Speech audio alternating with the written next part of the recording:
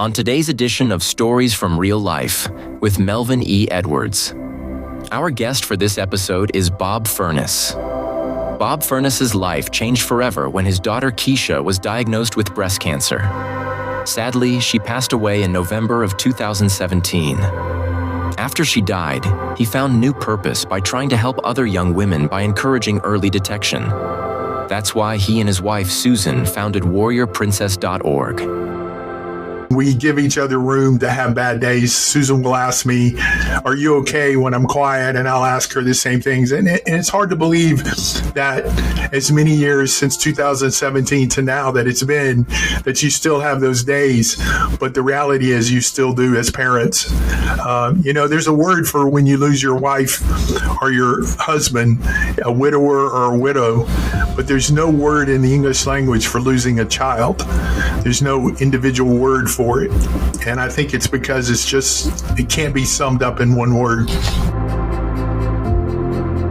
Let's join the conversation with Bob Furniss. You are listening to Stories from Real Life, a podcast by engaging storytellers for engaged story listeners. Here's your host, author and journalist, Melvin E. Edwards.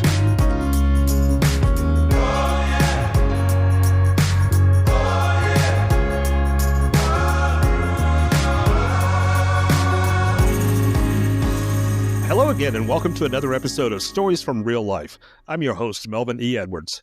Thanks for joining me for the podcast where personal stories can have a global impact. As you heard in the intro, our guest today is Super Dad Bob Furniss. Bob, hello, and welcome to the show today. Not sure anyone's ever called me Super Dad, but I like it. I'll have you follow me around and introduce me every time. I'll be your wingman. Okay, that sounds good. So I'm sure you're aware that there was an actor on Scarecrow and Mrs. King by the name of Bob Furniss. Same spelling as yours. It is. I am aware of that. Yeah. Were you ever Scarecrow? No, I was never Scarecrow. So what do people still know about that role, that character? I know about it because I've searched myself on Google. I don't get anybody. I think we may be beyond the time frame for average person to watch Scarecrow. It was Scarecrow and Mrs. King, right? Yes. Yeah. I remember the show. When I pull up on IMDb, he comes up.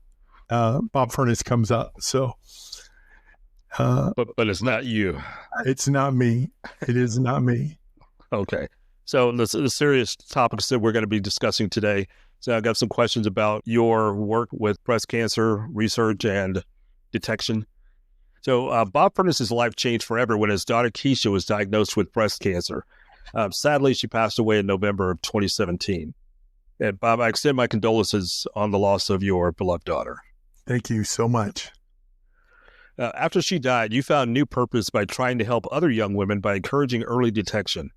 Please tell me about the warriorprincess.org site and the mission of the organization. Yeah, the mission of the organization is to impact women who are in the ages of 25 to 40 or up to 45, because that is an age where breast cancer actually exists, and it actually, in the last 4 or 5 years, seems to have increased in the amount of women who are diagnosed in that age group. So, but if you go to your doctor or you read about cancer, breast cancer, you typically see that insurance companies start paying for mammograms when you're 40, unless you have some sort of history in breast cancer. Our sweet daughter had no history. It was a total shock. She was going to a regular doctor for a couple of things that we later found out to be connected to the breast cancer. But our organization has a mission to impact women in that age group, to get them to do two things: to go to the gynecologist or talk to their normal healthcare provider about breast cancer, and about getting a clinical breast exam on an annual basis, and then also to doing monthly breast checks, breast self checks, and those are our two main goals: is to impact women to do that. All right.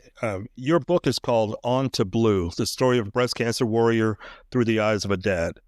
What does On to Blue mean? So On to Blue is a story that is the last story in the book. And it is a story that probably needs some preface stories to go with it for it to make sense. But let me start there.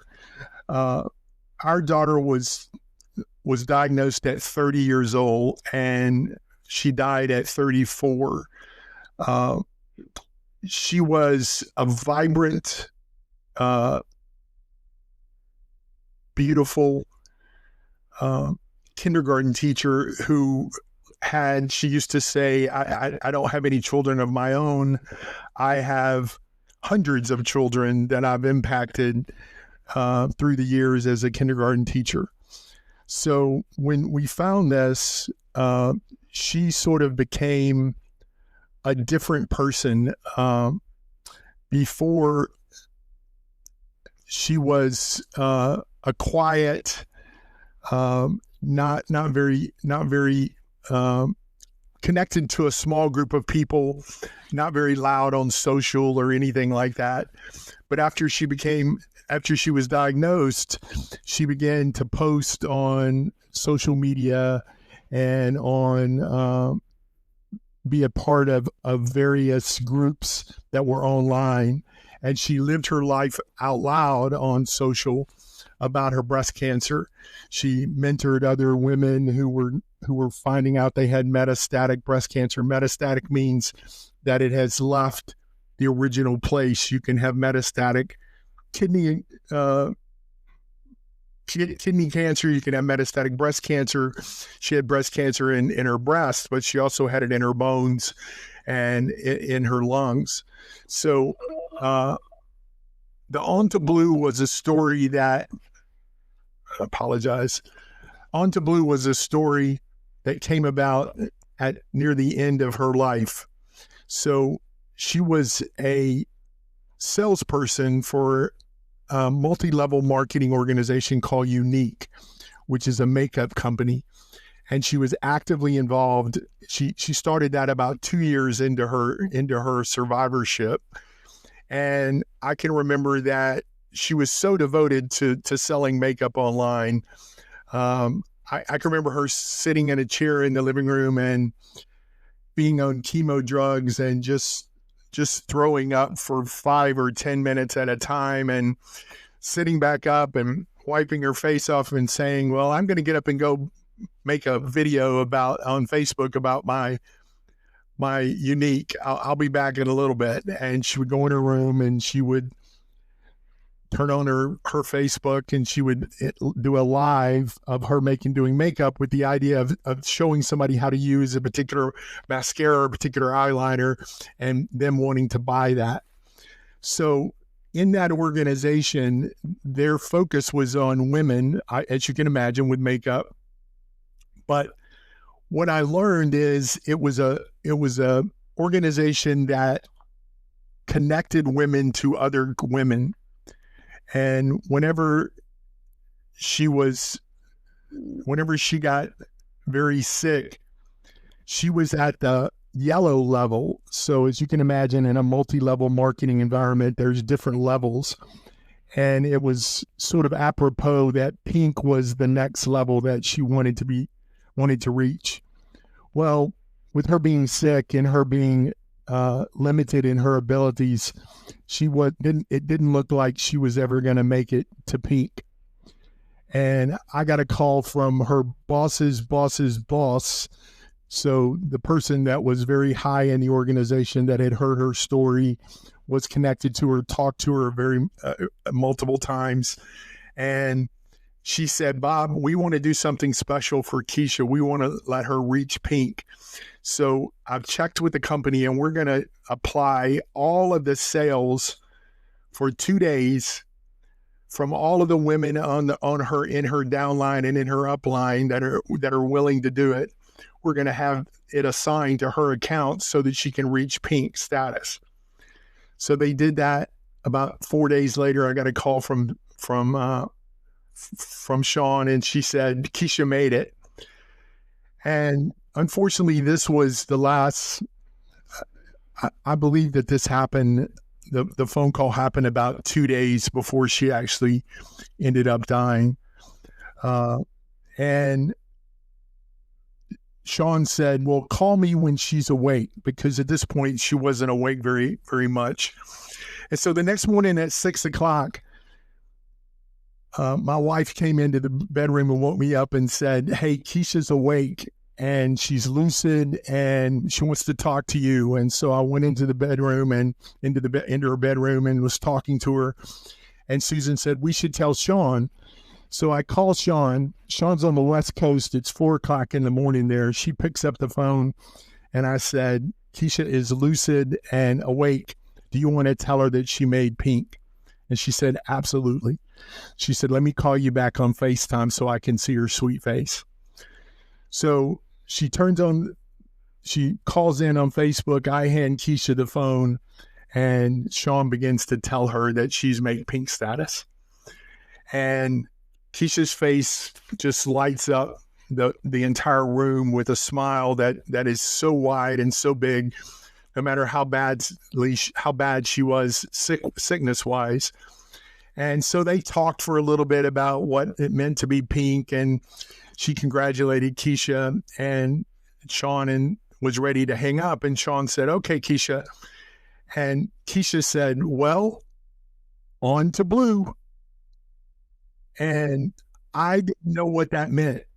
So I walked out of the room. I had Sean on the phone, and I said, Sean, what did she mean by on to blue? And she said, Bob, blue is the next status. She's already thinking about what she's going to do next. And I thought that was such a testament to who she was as a survivor. For 4 years, she focused on living and not on dying. She didn't focus on what was going to happen next, other than to focus on how she was going to live better, how she was going to live longer. She grew up with severe ADD, not ADHD. She wasn't hyper. She was just very quiet and struggled with multiple things. If I went into her room when she was in elementary school and I said, hey, Keesha, you need to put on your socks and shoes. You need to get your books, put them in the bag, and meet me in the car in 5 minutes. We got to go. You're going to be late for school. The reality is I gave her 3 too many things to do because she could only focus on one thing. And that was a struggle when she was a child. It was a struggle for this dad when she was a child, for a dad who lived off of list, type A, always running to and fro, having multiple tabs open on his laptop, always getting more things done than humanly possible. She could focus on one thing. But that ability actually became her superpower when she got sick, because when she got sick, she was focused on one thing, and that was on living and nothing else. And so the On to Blue I named the book On to Blue because of 3 things. One is that story and the power of that story, that somebody that was near death was not accepting that, not in a fanciful way or an unrealistic way. She knew how sick she was, but in a way where she was just determined that she was going to live another day and she was going to live another week. And secondarily, it has reference on the front of the book. There's a picture of a girl on the beach. So it has reference to the blue water because the blue of the ocean was her favorite. And then third, the blue of heaven and the blue of the sky, and the belief that that's where we're going to see her someday in the future. Okay, I appreciate all that context. That helps to understand the story better. And you talk about your memoir, On to Blue. It tells the story of a daughter's cancer journey through the eyes of a father. What was the most challenging aspect of putting together this perspective into words? The toughest part, it was the hardest part, and it was the best part. So the hardest part was reliving those stories. And while she was sick, I helped her tell stories. So I've been a storyteller and a speaker and a writer for a long time. And I asked her, do you want me to help tell your story? So I would write a story about a particular, she would go to a Luke Bryan concert and something special would happen. So I would write a story about it and post it on social. And then she would amplify it by retweeting it or reposting it on Facebook or on Instagram. And so I helped her tell this story. But I'm sorry, what was your question again? What was the most challenging part about putting the challenging part? The most challenging part was reliving those moments. Yeah.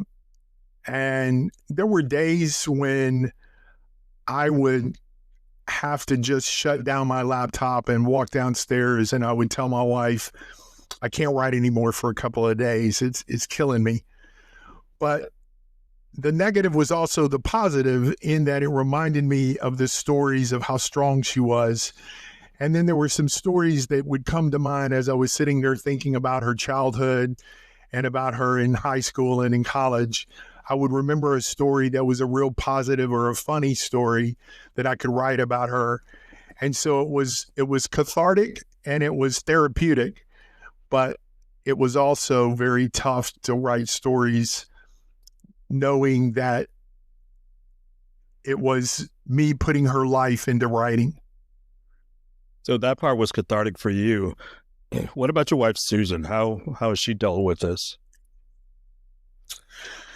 So Susan was her primary caregiver, and she was, even before this happened, Keesha would call her mom her best friend. She had best friends, but her and Susan had a relationship that, quite honestly, I sometimes was a little jealous of. They were more like sisters at times than they were about mother and daughters, especially as Keesha got older. And so Susan, during those 4 years, her focus was on caregiving and making sure that Keesha was getting the best care possible, both in our home where she lived during her sickness and whenever she went to the doctor. And she was at the oncologist office clinic probably on average 2 to 3 times a week for various things throughout those 4 years. So she focused on caregiving. Since then, we've had conversations on the couch about the pain and the grief. In the book, I talk about that grief, and I've had people tell me that the book is very raw from that perspective. So her grief is different than my grief, but in reality, I read stories about people who've gone through this with losing a child, and it pulls them apart and pulls their marriage apart. I believe that it's actually pulled us together. We lean on each other on days when I have bad days, or I'm thinking about Keesha and I've been upstairs on a podcast, or I've been somewhere talking about her, and I have a bad day. I just go downstairs and say I'm having a bad day. And she does the same thing. And that's something that we talked to Keesha about when she was sick. She had this mentality that I'm better than I am. If you ask her, how are you doing? If she said, I'm okay, that meant she was not doing very well. If she said, I'm pretty good, that meant she was almost good. And if she said, I'm good, that meant that she was having a really good day. So we do the same thing. We give each other room to have bad days. Susan will ask me, "Are you okay?" when I'm quiet, and I'll ask her the same things. And it's hard to believe that as many years since 2017 to now that it's been, that you still have those days. But the reality is you still do as parents. There's a word for when you lose your wife or your husband, a widower or a widow, but there's no word in the English language for losing a child. There's no individual word for it. And I think it's because it can't be summed up in one word. Yeah, that's just not the normal course of things. Yeah, The exactly. children are supposed to bury the parents, not the other way around. Right. So another challenge that you and Susan are facing, I read that you were diagnosed with Parkinson's in 2020. How are you managing your own health while crusading against breast cancer? Well, I tell people my daughter set the bar pretty high. So when she was sick, I used to tell her that, "Sweetheart, if I was you, I would be laying in bed in a fetal position and just wanting it to all stop with the sickness that she went through." She raised the bar pretty high to say, "Hey, I'm going to be okay. I'm going to deal with this, and I'm going to make it another day," as I told the story. But the reality is Parkinson's is a growing disease. My doctor says that if you know one person with Parkinson, you know one person with Parkinson's, because it's so different between one person and the other person. You could put 3 people in the room and all 3 of them may have similar symptoms, but they all have different symptoms. And so my symptoms has actually played out a little bit in this interview, because at times I struggle for words, and it's different than the typical, when as you get older, you lose words. I actually lose entire concepts. And that's the reason why I decided to stop working full time in what I had done for my entire career, which was working customer service. And for the last 20 years, I've been a consultant in that space. So as a father supporting your daughter through breast cancer, what unexpected emotional challenges did you face that aren't typically discussed in cancer support resources? I think the reality of her dealing with the finality of stage 4 breast cancer. If you find breast cancer in stage 1 or stage 2, you have a very high chance of survival. It's as much as 95 to 98% if it's found in stage 1. So for a woman, that's the reason why our nonprofit is so focused on self-exams, because 80% of breast cancer is found by the patient first. They find a knot, they have something in their breast that makes them question something, and they talk to a doctor, and then it finds out that they have breast cancer. So the breast cancer that she had been there for a while, and she had missed things that in hindsight, if she had paid attention to them, she might be here today.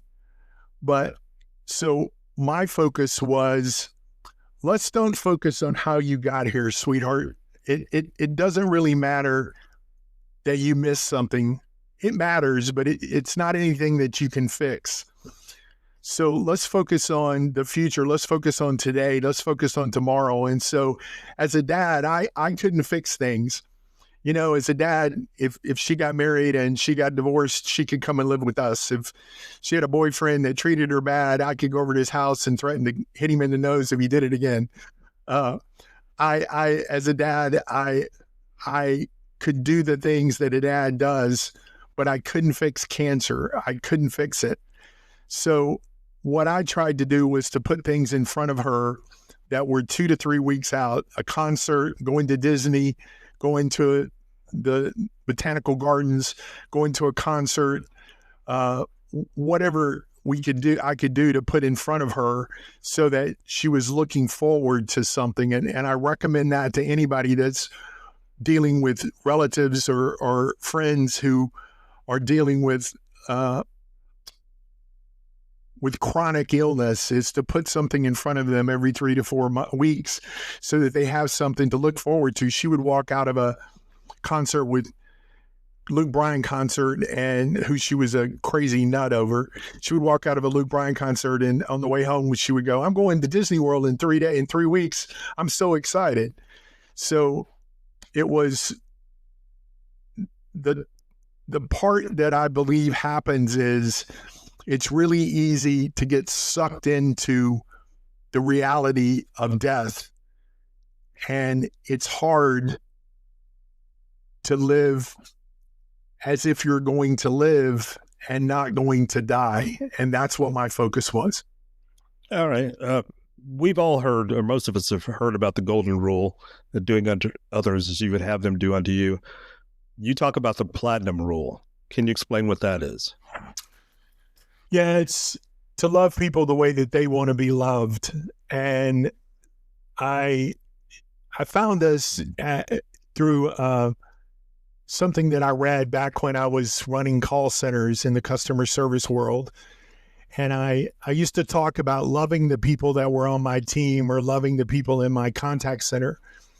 And I used to speak about it. And sometimes when I would speak, somebody would come up to me afterwards and go, "Wow, you're telling me that you love the people that you work with, but I don't even like some of the people I work with." So the love is a different kind of love. But what I meant by that when I was in business was to understand who the person was and what their goals in life were and what was important to them. So in a contact center, you could walk up to somebody who was sitting in their cube, and if there were 37 photos of a 2-year-old, you knew that either it was their grandchild or their child. And so if you're the right kind of manager, the right kind of person, you ask a question about them. So who's that? How's he doing? What's the latest thing that he's done? So you're loving them the way that they want to be loved, because that's what they love in life. And for Keesha, it was loving her the way she was. Now, I struggle with that. And if I could go back in time, one of the questions somebody asked me in a podcast, if you could go back, what would you change? And one of the things I would change is I would love her a little bit better with her ADD. Now, she had ADD to the point that it was detriment in school. She struggled in school. She struggled in different things that she tried to accomplish. But she always tried. And I'll give you a great example of that. So she decided she was going to march in the high school marching band. And me being a dad, knowing how bad her ADD was and how much I went to the practice, and I'm like, there's no way she's ever going to do this. She's going to end up on the 20-yard line on this end of the field, and the band's going to end up on the 20-yard line on this end of the field, and she's just going to be out there all by herself.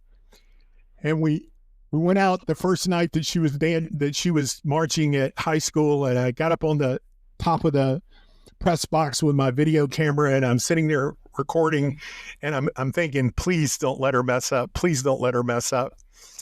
And she did so well. I'm sitting there with tears rolling down my eyes the whole time because she did so good at what she did. Well, that led to her marching in the college band at University of Memphis in the Mighty Sound of the South with about a 250 person band. And once again, Dad had no faith and thought, oh my gosh, this is going to end wrong. This is going to end bad. But somewhere in the middle of the second year, I said something to her about, hey, how do you keep up with being able to march like that and know you got to go left or right and play music? And she goes, oh, Dad, I don't play music while I'm marching. I just move my fingers. She says, I just move my fingers when I'm marching. When I stand still, I start playing again. I have ADD. I can only do one thing at a time. and not only do one thing at a time. And it hit me, and I've talked about this even before the book, is make your weakness your superpower, and don't let it hold you back. It didn't hold her back. She still marched in the band. It was part of her identity was to march in the band, but she figured out how to adjust her life to deal with her disabilities. And that is such a powerful lesson. That is a powerful lesson. Very powerful lesson. So during this journey, I'm sure you learned a lot about the healthcare and communications. What advice would you give to healthcare medical professionals about supporting families in these situations? So number one is, if you're in the healthcare space and you're talking to a 25 to 40-year-old woman. So Keesha was going to her primary care physician, and the primary care physician was not doing breast exams and was not even talking to her about her breast. So the first thing is to be sure that if you're a healthcare person, that you are asking women who are in their 20s if they are going to the gynecologist, and if not, would they like you to give them a clinical breast exam? Because just like when I go to the urologist, my urologist looks at me differently as a man, a gynecologist looks at the woman differently and ask her different questions. And so Keesha said, I wasn't going to the gynecologist because I wasn't sexually active. Valid reason to not go to the gynecologist if you don't know better. But if you know better, you need to have that exam so that you know whether or not you have it, and so that you find it in stage 1 or stage 2. And I'll tell you one other story. So sometimes people say, wow, you're a man and you showed up to talk about breast cancer at this event. That's a little different. Well, that came out of me writing a story the year after she died. And it was really the catalyst for believing that I could write a book about this. Was I wrote an article to the local newspaper, and it was called The Question That Every Dad Should Ask His Daughter. Because I was asking my daughter, do you have gas in the car? Are you being careful when you get in your car at night? Are you being careful in the parking lot? You know, I was asking her all of the dad questions, but I never asked her, hey, are you going to the gynecologist, or are you getting are you doing monthly breast exams? And while I don't blame myself, I know that if I had heard somebody tell this story and I had asked my daughter, was she doing it? I would have said to her, oh my gosh, you've got to go after hearing this story. So that's the catalyst for me telling my story and her story is to impress upon dads and moms and aunts and uncles and women and men to ask the people around them about their breast health.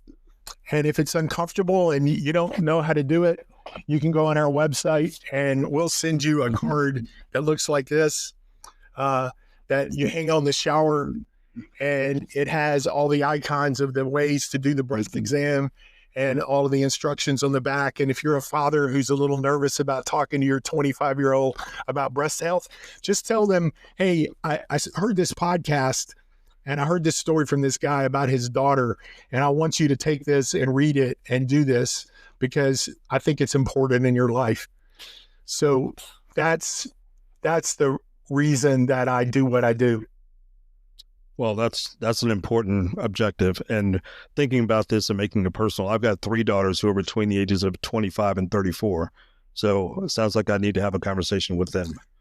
Yeah, and I had how I figured out that was my focus for the nonprofit, or that was our focus for the nonprofit. And another quick story, I was in Boston and doing some consulting work. This was not too long after she died, probably in 2018.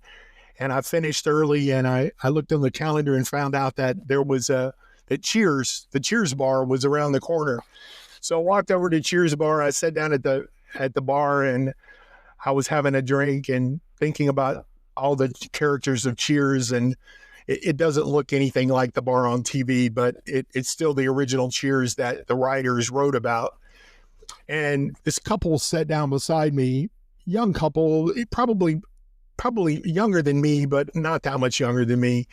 And we struck up a conversation, and the woman asked me a question that up until that time, no one had asked me. She said, "Hey, how many kids do you have?" And in a flash, what ran through my brain was, do I tell her about Keesha? I'll definitely tell her about Kevin. I've got a 39, 38, 39. Oh my gosh, I don't know. He was born in 87. 38-year-old son with 3 lovely grandchildren. And I love talking about them and talking about what he does in life and how successful he is. But what ran through my brain was, do I want to talk about Keesha? Can I handle this? Do I just say I have 1, or do I say I have 2? And I decided to say I have 2. And so I told her about Kevin, and then I told her about Keesha, and I told her the story of her losing her life to breast cancer at just 34 years old. And so the husband looked at the wife and said, just like you just said, "Hey, we've got 2 20-year-old, 25, I think it was a 26-year-old and a 28-year-old. We have 2 daughters.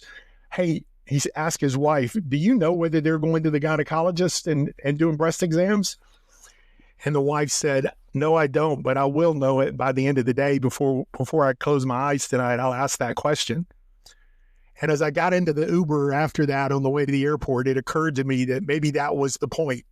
Maybe the point was to just tell her story and tell her just her story to people like you. And then you're able to say to your daughters, "Hey, you need to do this." And maybe they don't find anything, and maybe they do. 1 in 8 women will be diagnosed with breast cancer in their lifetime in the U.S. So what we hope is that your daughters search and find nothing, and they continue to search for the rest of their life, and they find nothing. But if they do find something, what we hope is that they find it early. And I know that is the most important part when it comes to breast cancer. Oh, that's a valuable lesson, one that I hope will get through loud and clear to everybody, and that people will actually follow through on it. Yeah. So as we wind down this conversation, my last question for you is, what final bit of advice would you like to leave with the listeners today? So in the book, there is a section at the end of every chapter or part. It's not really in chapters, it's really in parts. There's 5 parts to the book, but there's some little bullet points, and I call them Keesha-isms, because in her quiet manner, she used to speak a lot of amazing truth. And I went back and looked at the notes that I'd taken while she was sick. And so I'll give you a couple of them. So don't let your disabilities affect your ability to see the positives in life. That was one of hers. Learn to adapt to your limitations and disabilities and how they can become your superpowers. That was the one about the band. And then this one is really simple. I found this in one of her journals. She wrote in very large caps, "Just keep swimming." And so I tried to figure out where did that come from? Well, that was Dory from the movie Finding Nemo, and she was lost, and she wasn't real sure what to do, and the 2 fish were lost and weren't real sure what to do. And Dory said, "Just keep swimming." So no matter how hard life gets, just keep swimming, and you'll be okay. That sounds good. So our guest today has been father of Kevin and Keesha, Bob Furniss. Yes. Thanks for being here today, Bob. I appreciate it. Thank you so much for the opportunity. Please go to my website at podcastreallife.com for more information about my guest today and the things we discussed, including a link to his book and the website for Warrior Princess. That's it for today's episode of Stories from Real Life. Join us again next time for another chance to learn from each other. Until then, don't forget to shine your light wherever you go. Thank you for tuning in to this episode of Stories from Real Life. Don't forget to subscribe and share. Let's meet right here every Tuesday and Friday. See you then.